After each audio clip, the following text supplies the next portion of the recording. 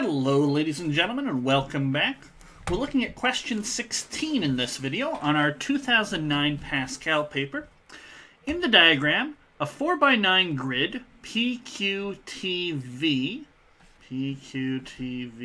okay, is formed from 36 1x1 squares. Lines PR and US are drawn with R and S on QT. What is the ratio of shaded to what is the ratio of the shaded area to the unshaded area? Okay, I think we could probably figure this out by just calculating those total areas. We know the size of these squares; they're 1x1, so the fact that they're squares tells me that all of these are going to have unit sides, and so we can start calculating base times height for, say, certain right-angle triangles or rectangles, and if we just break down the areas appropriately, I think we can figure out the ratio. So let's draw a copy of our picture here. Now I've got a grid on my paper, but it might be a little too faint to see depending on your resolution, so we'll just draw a great big grid anyway.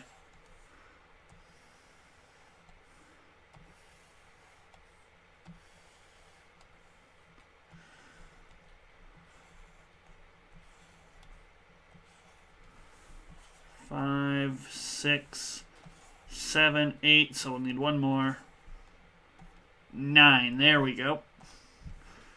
And we got P, Q, R somewhere up there, T, V, U was just below. I think R was 3 over and S was 2 over from there, but let's just go back and check. Yep, 3 over, 2 over, and then 4 left, so looks good. There's R, there's S.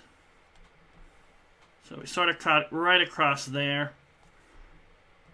And we cut across this way. So our shaded area, it can be broken down into, let's use some colors here, a red triangle over here, a blue rectangle here, and a right-angled green triangle over here. Okay. So if we want the shaded area, we can just calculate these figures. They're right-angled triangles, so we can have length or base times height and divide that by 2. And of course, the rectangle is not going to be too hard. It's 2 by 4. Now you might say, well, okay, I can get the shaded area. How can I get the unshaded area? There's sort of going to be two ways. You could break the unshaded, the white area, down as well. You can get 2 right-angle triangles and a very, very thin rectangle at top. I'll show you that in just a moment. Or you could say, well, I know the total area. It's a 4x9 grid, so the total area is 36. So as soon as I figure out that shaded area, subtract that away from 36, whatever's left is the unshaded area. So that's 2 ways we can go about doing this. And of course, technically, I suppose, you could figure out the unshaded area, subtract that from 36, and get the shaded area. Now, how would I get the unshaded area really quickly before we calculate the shaded area? So we have a 4x1 rectangle up here, and then we've got 2 right-angled triangles, so that'd be another way to do the question. So our rectangle here, as I've already remarked, is a 4x2, so 4x2. And then plus, well, we've got 2 triangles. One is height 4 and base 3. So 1/2 base times height.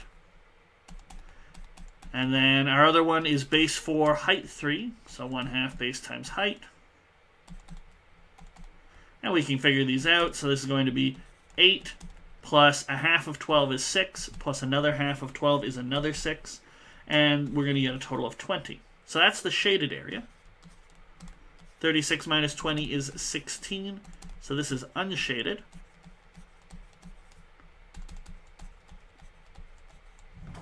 Okay.